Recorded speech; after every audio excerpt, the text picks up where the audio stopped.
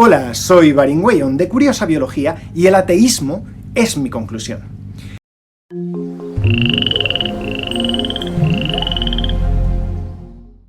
Este vídeo es el tercero de una serie de 3 vídeos que encierran lo que para mí es un lema: el escepticismo es mi naturaleza, el agnosticismo es mi metodología y el ateísmo es mi conclusión. Como vimos, el escepticismo se resume en no creer las afirmaciones que uno recibe, sino dudar de forma sistemática. Y el agnosticismo es el método por el cual, a partir de esa duda, investigamos, aceptando las pruebas tan lejos como nos lleven y rechazando todo aquello para lo cual no tengamos pruebas. Existen muchísimas religiones y casi ninguna se pone de acuerdo en nada con ninguna otra. Cada una tiene sus propios dioses, sus propios dogmas, sus propias formas de castigo y recompensa, tanto reales como sobrenaturales, y muchas veces incluso son contradictorias unas con otros, e incluso a veces consigo mismas. Sin embargo, casi todas las religiones coinciden en algo: que su dios o sus dioses existen y son reales. Si aplicamos esa naturaleza escéptica y ese método agnóstico a esa afirmación, la de que existe algún dios, sea cual sea ese dios, en todos los casos la conclusión es la misma: dudo que exista un dios y nadie nunca ha podido darme pruebas reales que verifiquen su existencia, por lo tanto, rechazo la afirmación de que existe un dios. Ese rechazo lleva ineludiblemente a no creer en la existencia de esas deidades, pero ¿es eso equivalente a ser ateo? De nuevo encontramos un problema con las definiciones. La de ateo, como la de agnóstico, es otra de esas definiciones del diccionario de la RAE que están profundamente sesgadas. Una definición que no refleja tanto aquello a lo que el término generalmente se refiere, sino más bien a lo que los religiosos pretenden que el término se refiera. El ateísmo, en sentido laxo, es el rechazo a la creencia en deidades, en oposición al teísmo, que es la creencia en al menos una deidad. Siendo así, el eje teísta y ateo es binario. No puedes ser las dos cosas a la vez y no puedes no ser ninguna de las dos. Si crees en una deidad, no estás no creyendo en deidades, y si no crees en ninguna deidad, no puedes estar creyendo en una deidad. Es una dicotomía pura. Sin embargo, sí que es ampliamente referenciada la existencia de varias formas de ateísmo. Algunos lo dividen en ateísmo débil o ateísmo de facto y ateísmo fuerte. El ateísmo débil o de facto sería aquel que rechaza la creencia en deidades y vive bajo la asunción de que no existe un dios, pero reconoce que hay conceptos de deidades que no son falsables y que por tanto su inexistencia no puede ser demostrada. Estos se distinguen de los ateos fuertes, que niegan la existencia de deidades, puedan o no demostrar esa inexistencia. Sin embargo, desde mi punto de vista, estas divisiones fallan. Es cierto que existen ateos que niegan la existencia de deidades sin importar que tengan o no pruebas para ello, pero la postura del ateo de facto es relativa al dios del que se esté hablando. Y es que, como expliqué en el vídeo anterior, hay negativos que sí pueden demostrarse, pero solo cuando los conceptos están adecuadamente definidos.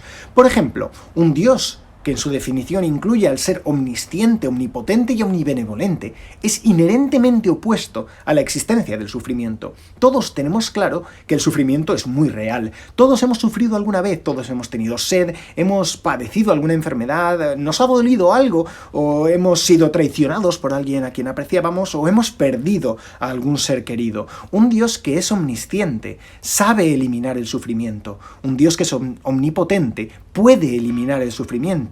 Y uno que es todo bondad desea eliminar el sufrimiento. Si el sufrimiento existe, es que o bien no sabe cómo eliminarlo, o no puede, o no quiere, y por tanto ese Dios, omnisciente, omnipotente y omnibenevolente, no puede existir. El argumento del libre albedrío no sirve, pues ese Dios omnisciente, omnipotente y omnibenevolente debería haber sido capaz de crear un universo en el que el sufrimiento no existiera sin perder el libre albedrío. Tampoco es válido aquello de los caminos son inescrutables, pues sean cuales sean esos caminos, están implicando un sufrimiento que bien podría ser evitado. Y si el sufrimiento fuese necesario para alcanzar un bien mayor, entonces es que el Dios en cuestión no es capaz de alcanzar ese bien mayor sin que haya sufrimiento de por medio, y por tanto no es omnipotente. Da igual cuántas excusas le busquen, la única salida posible es que ese Dios pierda al menos una de sus 3 propiedades. Y si se hace igual que hacíamos con la pelota de tenis, entonces la definición de ese Dios está cambiando, lo que demuestra que el concepto de Dios inicialmente definido no puede existir. Una persona que tiene el escepticismo como naturaleza y el agnosticismo como método solo tiene 2 posibles conclusiones de cara a la existencia de dioses y depende de la naturaleza de esos dioses. Cuando alguien afirma que existen dioses cuyas definiciones son tan vagas como para no poder demostrarse ni tampoco falsarse, esos dragones del garaje de Carl Sagan, dudar de su existencia lleva automáticamente a rechazar la afirmación por ausencia de pruebas, ineludiblemente no creer en su existencia y, por tanto, para aquellos dioses infalsables, el escéptico y el agnóstico es ateo de facto. Y cuando alguien afirma que existen dioses cuyas definiciones son contradictorias directamente consigo mismas o con la realidad, dudar de su existencia lleva no solo a rechazar la afirmación, sino a negar su veracidad por disponer de pruebas que demuestran su inexistencia. Y para esos dioses imposibles, el escéptico y agnóstico es ateo fuerte. Podría buscar una hipotética tercera posibilidad, una en la cual quien afirma que existe un Dios tenga pruebas que demuestran que existe. Sin embargo, eso, aunque sería muy interesante, a día de hoy nadie lo ha conseguido y por tanto podemos descartar esa posibilidad porque nadie ha logrado hacer tal cosa. Es por todo esto, y a pesar de lo que mucha gente quiere hacer pensar a los demás, que ser ateo no solo no es incompatible con ser agnóstico, sino que son dos términos que se refieren a planos distintos de un proceso. Son perfectamente compatibles y una persona puede ser las dos cosas, incluso las tres, puede ser escéptico, agnóstico y ateo. Es por todo esto que os he estado comentando en estos 3 vídeos, por lo que digo que el escepticismo es mi naturaleza, el agnosticismo es mi metodología y el ateísmo es mi conclusión.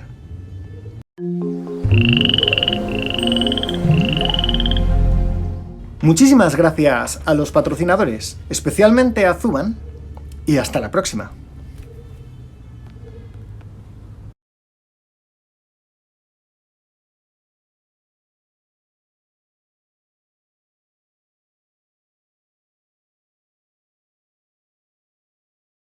No me lo creo.